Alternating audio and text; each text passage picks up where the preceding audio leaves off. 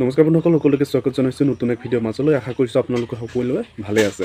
তো বন্ধুসকল, আপোনালোকে নিশ্চয় মোৰ ভিডিঅ' এটা আপোনালোকে চাইছে।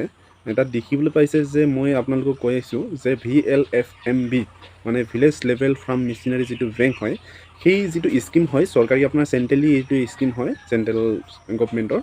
তো গতিকে সেই স্কিমৰ আণ্ডাৰত আমি ট্ৰেক্টৰ, যিটো মহেন্দ্ৰ ট্ৰেক্টৰ আমি পাবলৈ সক্ষম হৈছে, আৰু লগতে বহুতো মানে মেচিনাৰী বস্তু আমি পাবলৈ সক্ষম হৈছোঁ।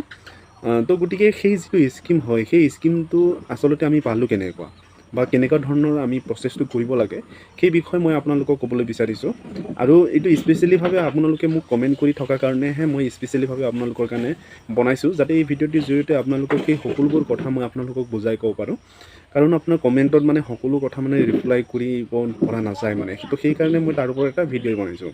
তো বন্ধুসকল, আপুনি সম্পূৰ্ণ এই ভিডিঅ'টো চাই থাকিব। এই ভিডিঅ'টিৰ জৰিয়তে আপুনি কেনেধৰণৰ যিটো VLFMB মানে আপোনাৰ village level farm machinery bank যিটো স্কিম হয়, সেই স্কিমৰ জৰিয়তে আপুনি কেনেধৰণৰ প্ৰচেছ কৰি পেলাই সেই যিটো মেচিনাৰী বস্তু আপোনাৰ প্ৰয়োজনীয়, সেইটো আপোনালোকে কেনেধৰণৰ ল'ব পাৰিব, সেই বিষয়ে মই আপোনালোকক জনাবলৈ চেষ্টা কৰিম। তো ভিডিঅ'টি ভাল পালে নিশ্চয় লাইক কৰিব আৰু কমেণ্ট কৰিব, আৰু এনেধৰণৰ ভিডিঅ' মই আনি থাকোঁ। এনেধৰণৰ ভৱিষ্যতে ভিডিঅ' পাবলৈ কাৰণে প্লিজ চেনেলটি নিশ্চয় ছাবস্ক্ৰাইব কৰি লওক। তো আশা কৰি যদি ভিডিঅ'টো আৰম্ভ কৰোঁ। তো বন্ধুসকল, village level farm machinery bank, আপোনালোকে নিশ্চয় ইয়াৰ অৰ্থটো বা যিটো মিনিং হয় সেইটো আপোনালোকে নিশ্চয় বুজি পাইছে, যে ইয়াত আপোনাৰ ভিলেজ মানে গাঁও শাখাত মানে গাঁও লেভেলত আপোনাৰ মেচিনাৰী যিটো মানে দিয়া, সেইটো এটা ব্যৱস্থা কৰা হৈছে। তো ইয়াত জেনেৰেলি আপোনাৰ FPC বা FPO, FPC মানে হ'ল ফাৰ্মাৰ প্ৰডিউচাৰ কোম্পানী, FPO মানে হ'ল ফাৰ্মাৰ প্ৰডিউচাৰ অৰ্গেনাইজেশ্যন, নহয়তো চেল্ফ হেল্প গ্ৰুপ যিটো থাকে। তো সেই চেল্ফ হেল্প গ্ৰুপ বা আপোনাৰ গাঁও কমিটি যিসকল ৰেজিষ্ট্ৰেশ্যন কৰা আছে, তেওঁলোকে এইবোৰ যিটো VLFMB যিটো স্কিম হয় সেইটো এপ্লাই কৰিব পাৰে।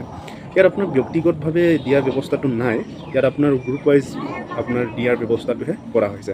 কাৰণ ইয়াৰ যিটো সুবিধা হয়, মেচিনাৰী যিবোৰ পোৱা যাব, সেইটো যাতে সকলো লেভেলৰ যাতে ফাৰ্মাৰসকলে যাতে ব্যৱহাৰ কৰিব পাৰে, ইয়াৰ সুবিধাটো ল'ব পাৰে, তাৰ কাৰণে এইটো আপোনাৰ ইণ্ডিভিজুৱেলিভাৱে দিয়া নহয়। প্ৰথম কথা আপোনালোকে এইটো ক্লিয়াৰ হৈ লওক।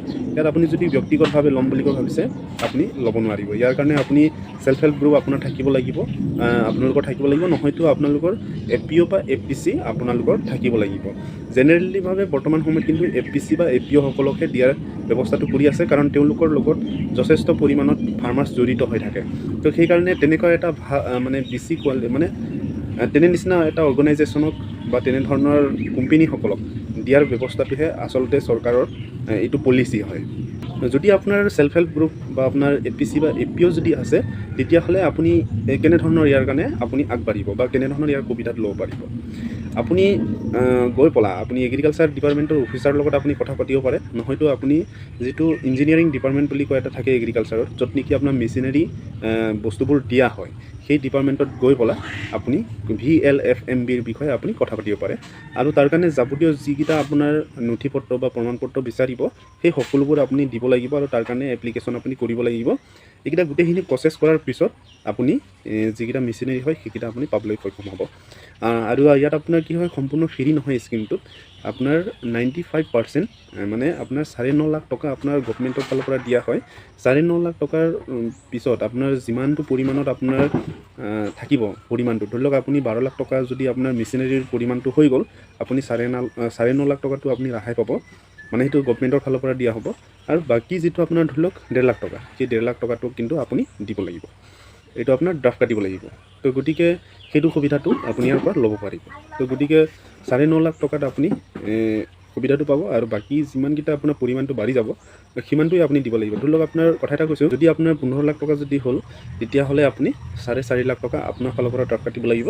বাকী যিটো 9.5 লাখ টকা, সেইটো আপুনি ৰেহাই পাব, মানে ধৰি লওক সেইটো গভমেণ্টৰ ফালৰ পৰা আপুনি পাব। আপুনি নাপায়, সেইটো যিসকল যোনটো আপুনি মেচিনাৰী ল'ব, য'ৰ পৰা আপুনি ল'ব, সেই ছাপ্লাইসকলে সেইটো বস্তুটো সেই যিটো এমাউণ্ট হয় সেইটো পাই যাব। আপুনি আপোনাৰ ফালৰ পৰা যিটো দিব লাগে সেইটো দি দিলেই হ'ল। তো গতিকে সেইটোৱে প্ৰচেছ। তো গতিকে ইয়াত আপোনালোকে কনফিউজ হ'ব নালাগে। তো যদি আপুনি ভাবি আছে যে ট্ৰেক্টৰটো আপোনাৰ ইণ্ডিভিজুৱেলিভাৱে এপ্লাই কৰিব পাৰে নেকি, ইণ্ডিভিজুৱেলিভাৱে এপ্লাই কৰিব নোৱাৰে। আপোনাৰ যদি চেল্ফ হেল্প গ্ৰুপ আছে বা তেনেকুৱা আপোনাৰ কৃষক গোট যদি আছে আপোনাৰ ভিলেজ লেভেলত, বা আপোনাৰ FPC আছে বা আপোনাৰ FPO আছে, তেতিয়াহে আপুনি এপ্লাই কৰিব পাৰিব।